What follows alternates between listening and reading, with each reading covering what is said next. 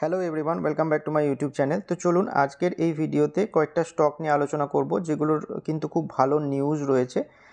তো চলুন সেইটায় যাওয়ার আগে দেখা যাক নিফটি ফিফটি মানে মার্কেট কেমন পারফরমেন্স দিল আজকে। তো দেখুন আজকে নিফটি ফিফটি 0.16% বেড়েছে, 36 পয়েন্ট মতো বেড়েছে, ট্রেড করছে 23,537 পয়েন্টে। তো দেখুন যে চ্যানেলটা এই জায়গায় ড্র করে রাখা ছিল সেই জায়গার দেখুন পুরো আপারের দিকে যে রেঞ্জটা রয়েছে সেইখানে কিন্তু এসে সাপোর্ট নিয়েছে আজকে এবং একটু উপরের দিকে মুভমেন্ট দেখিয়েছে। তো দেখা যাক নেক্সট ডেগুলোতে কেমন কি পারফরমেন্স দেয়। আর ওভারঅল যদি ইন্ডেক্স দেখেন মানে সেন্সেক্স দেখেন তো 131 পয়েন্ট মতো বেড়েছে, নিফটি ফিফটি 36 পয়েন্ট মতো এবং নিফটি ব্যাংক 42 পয়েন্ট মতো বেড়েছে। আর স্মল ক্যাপ ইন্ডেক্স যদি দেখেন মোটামুটি 18 পয়েন্ট মতো ডাউন গেছে এবং মিড ক্যাপ 50 যদি দেখেন 83 পয়েন্ট মতো বেড়েছে আর মিড ক্যাপ 100 148 পয়েন্ট মতো বেড়েছে। তো ওভারঅল ঠিকঠাক ছিল মিড ক্যাপের দিক থেকে দেখলে, আর নিফটি ফিফটির দিক থেকে দেখলে কিন্তু স্মল ক্যাপ একটু ডাউনে আসে। তো দেখুন মেইনলি অটো এবং কনজিউমার স্টকগুলোর জন্যও কিন্তু নিফটি ফিফটি একটু ঠিকঠাক র্যালি দেখায়। আর মেইনলি স্মল এবং মিড ক্যাপ স্টকগুলো পড়ে যায়, একটা নিউজ আসে সেই কারণে। সেই নিউজটা হচ্ছে যে সেবি অ্যালিগেশনস আনছে ফ্রন্ট রানিংয়ের একটা ডোমেস্টিক মিউচুয়াল ফান্ডের উপর।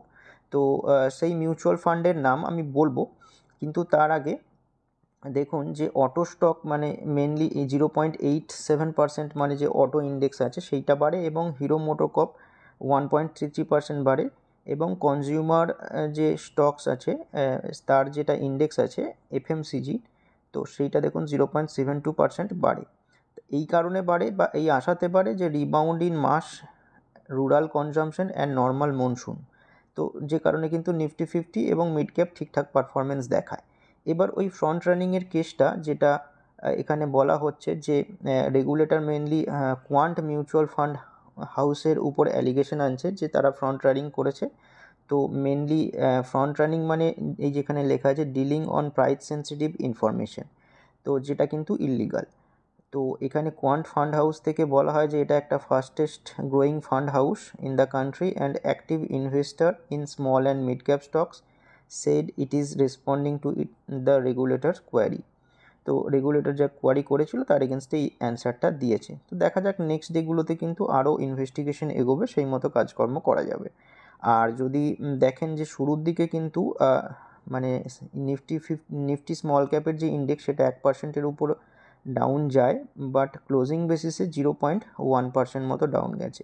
আর কোয়ান্ট ফান্ডের দেখতেই পাচ্ছেন স্মল ক্যাপ ফান্ডের মোটামুটি 15টা স্টক আউট অফ 20 স্টক কিন্তু 0.5 থেকে 0.45% মতো ডাউন গেছে। তো দেখা যাক নেক্সট ডেগুলোতে যেমন যা ইনভেস্টিগেশন হবে সেই ওয়াইজ কাজকর্ম করবেন। তো এবার সেক্টোরিয়াল ওভারভিউ দেখা যাক। তো দেখুন সেক্টোরিয়াল ওভারভিউর মধ্যে automobile, consumption, Nifty consumer good, Nifty financial, construction, bank Nifty, energy, এগুলো সব পজিটিভে ক্লোজ দিয়েছে। আর উল্টো দিকে যদি দেখেন যে Pharma, private bank, IT, Nifty health care, oil and gas, metal, PSU bank, এগুলো কিন্তু ভালো রকম নেগেটিভে ক্লোজ দিয়েছে। আর মিডিয়া এন্টারটেনমেন্ট দেখুন প্রায় 2%-এর কাছাকাছি কিন্তু ডাউন গেছে। তো 50-50 বলা যেতে পারে। এবার চলুন ওই স্টকগুলোতে যাওয়া যাক। আজকের যে প্রথম স্টক সেটা হচ্ছে রুট মোবাইল লিমিটেড। দেখুন স্টকটা আজকে 14.40% বেড়েছে, 220 টাকা 25 পয়সা মতো বেড়েছে, ট্রেড করছে 1750 টাকা 5 পয়সায়। তো দেখুন যে চ্যানেলটা ড্র করে রেখেছি সেই চ্যানেলটা কিন্তু অনেকদিন আগে এই জায়গাতে দেখুন ব্রেকডাউন দিয়ে নিচে চলে আসে, তারপর দেখুন মোটামুটি এই 1200 লেভেলটার কাছেই কিন্তু সাপোর্ট নেয়, তারপর ধীরে ধীরে উপরের দিকে রান আপ দেখিয়ে আবার দেখুন এই চ্যানেলটার মধ্যেই কিন্তু ঘোরাঘুরি করছে। তো এখন আজকে দেখুন ক্লোজিং বেসিসে একদম চ্যানেলের দিকে যে উপরের দিকটা রয়েছে মানে রেজিস্ট্যান্স লেভেলটা রয়েছে ওখানেই ক্লোজ দিয়েছে। তো দেখা যাক এই চ্যানেলটা যদি ব্রেকআউট দেয় তাহলে শর্ট টার্ম বেসিসে কিন্তু 2000 লেভেলটার দিকে যেতে পারে। তো স্টকটার সম্পর্কে ভালো নিউজ আসছে। তো সেইখানে যাওয়ার আগে দেখি ভলিউম কেমন ছিল। তো ভলিউমটা দেখুন ডেলি বেসিসের চার্টে ভালো করে বোঝা যায় যে এই জায়গায় নিচের দিকে যে বিল্ডিংটা ফর্ম হয়েছে সেটা ভলিউম। তো ভলিউম ভালো রকম ছিল এইখানে আশেপাশে ভলিউমগুলোর তুলনায়। তো এই এতটা হেভি ভলিউম আসার পিছনে কারণ অবশ্যই রয়েছে। তো সেই কারণটা কি? তো সেটা হচ্ছে দেখুন যে এরা টাই আপ করেছে কার সাথে? বিল ইজির সাথে। কিসের জন্য? To expand WhatsApp metro ticket booking service. তো WhatsApp metro ticket booking service provide করার জন্য রুট মোবাইল টাই আপ করেছে বিল ইজির সাথে, যে কারণে স্টকটা আজকে 14.40% বেড়েছে। তো দেখুন এইটা মানে এই যে টাই আপটা করার ফলে এদের লাভ হবে, কারণ এই যে সার্ভিসটা দেখুন অলরেডি এরা দিল্লি মেট্রোতে প্রোভাইড করতো, সেইটা দেখুন সেকেন্ড হাফ অফ 2023 থেকে কিন্তু প্রোভাইড করছে, এবং তার সাথে আরও কিছু শহরে মানে হায়দ্রাবাদ, নাগপুর এবং পুনে এই শহরগুলোর মেট্রোগুলোর সাথে আর কি এই যে রুট মোবাইল তার সার্ভিস প্রোভাইড করবে অবশ্যই ওই বিল ইজি সলিউশনের সাথে টাই আপ করে, যে কারণে কিন্তু পরে এদের প্রফিট এবং রেভিনিউও বাড়ার সম্ভাবনা রয়েছে। তো ভালো মুভমেন্ট ওই কারণেই কিন্তু আজকে দেখিয়েছে। নেক্সট যে স্টক সেটা হচ্ছে এক্সিকম টেলিসিস্টেম। তো দেখুন স্টকটা আজকে 10.14% বেড়েছে, 41 টাকা 10 পয়সার মতো বেড়েছে, ট্রেড করছে 446 টাকা 25 পয়সায়। তো দেখতে পাচ্ছেন যে এই যে চ্যানেলটা, এই চ্যানেলের মধ্যে কিন্তু কয়েকদিন ঘোরাঘুরি করার পর এই যে লেভেলে ব্রেকআউট দিল, তারপর দেখুন সুন্দর রান আপ দেখাচ্ছে উপরের দিকে। আর এই নিচের দিকে যদি কয়েকদিনের ভলিউম দেখেন, তো কয়েকদিনের ভলিউমও কিন্তু ভালো রকম রয়েছে। তো তার পিছনে নিউজ রয়েছে একটা, যে নিউজটা কিন্তু আসে কয়েকদিন আগে, মানে 19 তারিখে দেখতেই পাচ্ছেন নিউজ। তো মেইনলি জার্মানের একটা কোম্পানি হাবজেক্ট এর সাথে মানে এরা টাই আপ করে বা পার্টনারশিপ করে। তো এইখানে দেখুন ওইটাই কিন্তু ডিটেলে লেখা রয়েছে, যে কারণে কিন্তু স্টকটা ভালো মুভমেন্ট দেয়। এবার এই জার্মানির হাবজেক্ট কোম্পানি এইটা এর কাজ কি, মানে এরা কি কাজ করে, তো সেইটা দেখুন এখানে ডিটেলে লেখা আছে যে এদের কাজ হচ্ছে developed and interoperability technology for the charging process that enables EV drivers to locate, access and pay for charging services through their interface of choice regardless of the operator। এটাই কিন্তু এখানে জানানো হয়েছে। এবার দেখুন এই টাই আপের ফলে এক্সিকমের কী লাভ হবে বা কী করতে চলেছে। Under the tie up Exicom will use that technology to enable EV drivers in India to plug into compatible charge points and charge up instantly without needing an app or RFID card। তো যে কারণে কিন্তু ভালো রকম beneficiary হতে পারে এক্সিকম টেলিসিস্টেম। তো সেই কারণে কিন্তু স্টকটা দেখবেন আগে থেকেই কিন্তু প্রাইজিং করে নিচ্ছে, তো স্টকটার উপর নজর রাখবেন। নেক্সট যে স্টক সেটা হচ্ছে টিউব ইনভেস্টমেন্ট। তো দেখুন টিউব ইনভেস্টমেন্ট অফ ইন্ডিয়া স্টকটা আজকে 7.65% বেড়েছে, প্রায় 305 টাকার কাছাকাছি বেড়েছে। তো এই স্টকটার সম্পর্কে কিন্তু সেরকম কিছু নিউজ আমি পাইনি। তো দেখতে পাচ্ছেন যে একটা সুন্দর ট্রেন্ড লাইন মেনটেন করে কিন্তু উপরের দিকে উঠছে, যে রেঞ্জটা ড্র করা আছে দেখুন সাপোর্টের কাছে এসে সাপোর্ট নিয়ে আবার উপরের দিকে মুভমেন্ট দেখাচ্ছে, আবার রেজিস্ট্যান্স লেভেলে হিট করে নিচে আসছে। তো এইভাবেই চলছে। তো গত ট্রেডিং ডেতে কিন্তু স্টকটা ডাউন যায়, আবার দেখুন আজকে কিন্তু ভালো রকম আবার রিকভারি দেখা যায়। তো এই স্টকটাও স্ট্রং ফান্ডামেন্টাল যুক্ত, এই স্টকটা আগেও বহুবার আলোচনা করা হয়েছে। তো এই সমস্ত লেভেলগুলো থেকে জাম্প করে যাচ্ছে উপরের দিকে, রেজিস্ট্যান্স লেভেলের কাছাকাছি এসে হিট করে নিচে আসা অবস্থায় মানে এই সাপোর্ট লেভেলগুলোতে এলে সেই জায়গায় কিন্তু ইনভেস্টাররা ধীরে ধীরে অ্যাকুমুলেট করার কথা ভাবতে পারেন। নেক্সট যে স্টক সেটা হচ্ছে বেস্ট অ্যাগ্রো লাইফ। তো বেস্ট অ্যাগ্রো লাইফ স্টকটা দেখুন আজকে 8.15% বেড়েছে, 53 টাকা 95 পয়সার মতো বেড়েছে, ট্রেড করছে 716 টাকা 5 পয়সায়। তো দেখুন যে চ্যানেলটা ড্র করে রেখেছিলাম সেই চ্যানেলের আপার লেভেল যেটা রয়েছে মোটামুটি 750 লেভেলটা, সেটা থেকে কিন্তু একটু হলেও গ্যাপ বাকি রয়েছে। তো দেখা যাক নেক্সট ডেতে ওই লেভেলটাকে ব্রেক করতে পারে কি না। এর আগের দিনও কিন্তু আগের দিন মানে গত ফ্রাইডেতে কিন্তু একটু ডাউন যায়, বাট তার আগের দিন কিন্তু ভালো পারফরমেন্স দেখায়।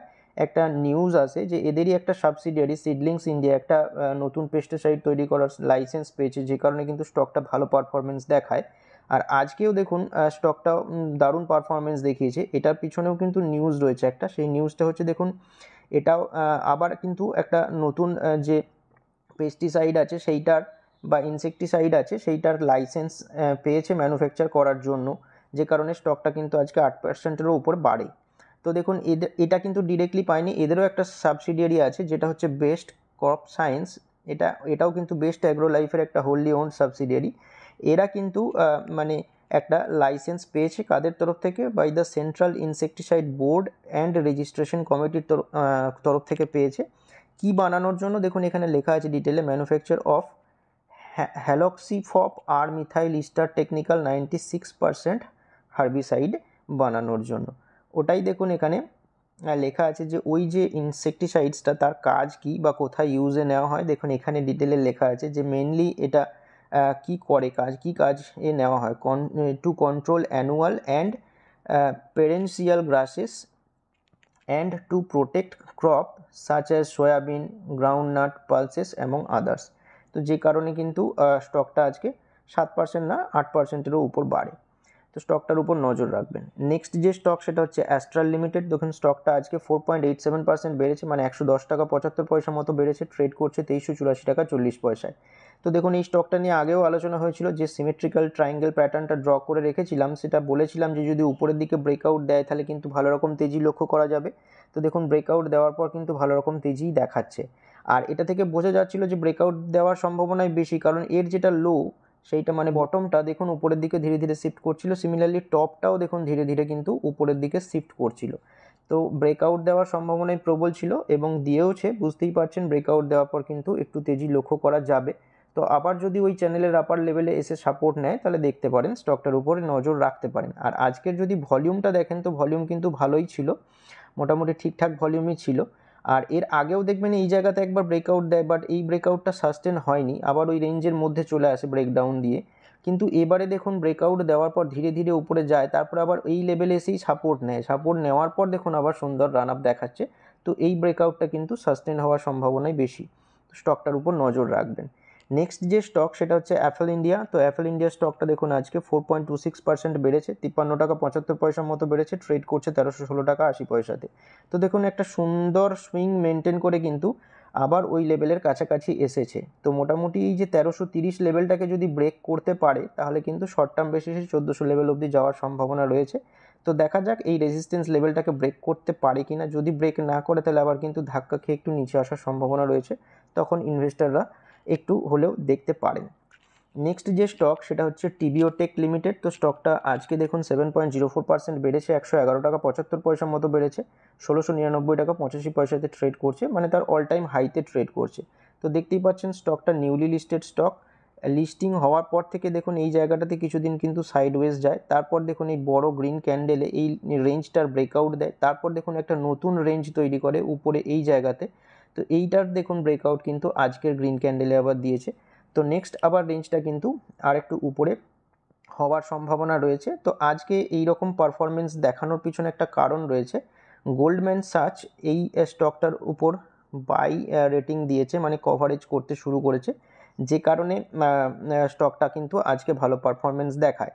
তো তার মতে মানে গোল্ডম্যান সাচ হচ্ছেন একজন ফরেন ব্রোকার, তো তার মতে এর যেটা স্ট্রং এফসিএফ মানে strong free cash flow generation and clean balance sheet, এইটার কারণে কিন্তু এ হাইলাইটে আনছে। আর এদের যে ফোরকাস্ট মানে মেনলি এদের যে অ্যানুয়াল মার্জিন এক্সপানশন সেইটা হতে পারে মোটামুটি 170 বিপিএস আনটিল ফাইন্যান্সিয়াল ইয়ার 30 এই অবধি কিন্তু হতে পারে, এবং এর steady earning compounder and forecast রয়েছে 30 to 33% CAGR in EBITDA and net income from financial year 24 to 30, যে কারণে কিন্তু স্টকটা আজকে কিন্তু রিয়াকশন দেখায়, মানে ভালো রকম উপরের দিকে যায়। নেক্সট যে স্টক সেটা হচ্ছে গার্ডেন রিচ শিপ বিল্ডার। তো দেখুন স্টকটা আজকে 6.62% বেড়েছে, 108 টাকা 85 পয়সার মতো বেড়েছে, ট্রেড করছে 1753 টাকা 10 পয়সাতে। তো এই স্টকটা নিয়েও দেখবেন ডিফেন্স সেক্টরের স্টকের একটা ভিডিও বানিয়েছিলাম, সেখানে আলোচনা করা হয়েছিল, মোটামুটি এই লেভেলটার ব্রেকআউট দিয়েছিল। তো ব্রেকআউট দেওয়ার পর বলেছিলাম আরও তেজি দেখা যাবে, তো গেলেও তারপর দেখুন গত 2-3 দিন কিন্তু একটু ডাউনে আসে, তারপর দেখুন আজকে আবার কিন্তু সুন্দর রান আপ দেখিয়েছে। তো স্টকটার এই সুন্দর রান আপের পিছনে নিশ্চিত কোনো নিউজ আছে, তো সেই নিউজটা কি দেখা যাক চলুন।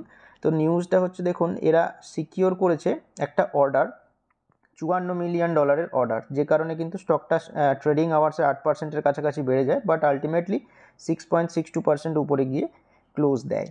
তো এইটাই দেখুন এখানে ডিটেলে লেখা আছে কাদের তরফ থেকে বা কী অর্ডার পেয়েছে, মানে কত টাকার। তো দেখুন এখানে বললাম যে $54 মিলিয়ন অর্ডার পেয়েছে কিসের জন্য, for the construction and delivery of 4 multipurpose vessel each to German firm. তো জার্মান ফার্মটার নাম দেখুন খুব বদখচ টাইপের নাম, সেই জন্য এটা উচ্চারণ করলাম না, দেখে নেবেন। এদের কাছ থেকে অর্ডারটা পেয়েছে সেইটা $54 মিলিয়ন। তো মেনলি এদেরকে 4টে মাল্টিপারপাস ভেসেল ডেলিভারি দিতে হবে, তো সেই কারণে কিন্তু স্টকটা ভালো পারফরমেন্স দেখায়। আর এই কন্ট্রাক্টে আরও বলা হয় যে has an option of building another 4 ship in the near future, মানে এটাই কিন্তু বলা হয় যে আরও 4টে শিপ বিল্ডিংয়ের অর্ডার এরা পেতে পারে, যে কারণে স্টকটা কিন্তু খুব ভালো পারফরমেন্স দেখিয়েছে আজকে।